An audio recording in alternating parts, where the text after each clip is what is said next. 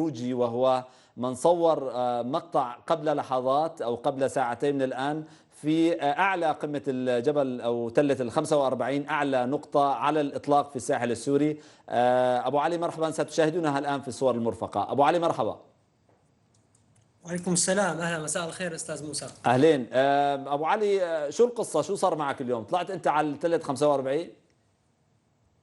أها، هذا هو. إيه يا أبو علي؟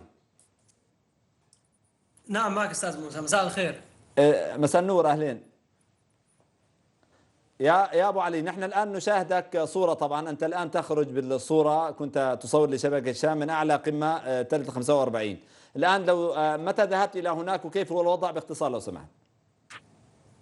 نعم، اولا بسم الله الرحمن الرحيم. الوضع بشكل عام، البارحه كان هناك شائعات من النظام بالسيطره على قمه ال 45 هنا في جبل التركمان. اليوم صباحا توجهت الى تلك المنطقه، لم استطع اولا الدخول الى قمه الجبل بسبب القصف العنيف.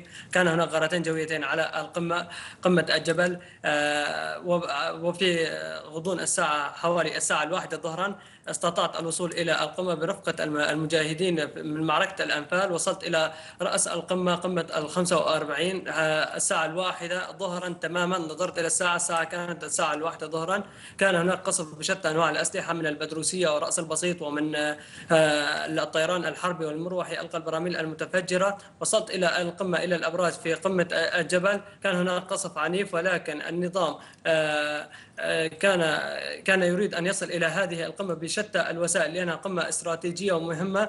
اليوم عندما خرجت هناك تبين كذب وزيف النظام لكي يكذب على مناصرينه وشبيحته وموالينه، لكي يكونوا ليشد العزائم. طيب. يريهم شكرا لك أبو علي الروجي، متقدم أشكرك في جزيل الشكر على هذا التوضيح. كنت معنا من اللاذقية، شكرا جزيلا لك. أعود إلى سيادة اللواء مأمون أبو نوار. سيادة اللواء، بقي معك لدي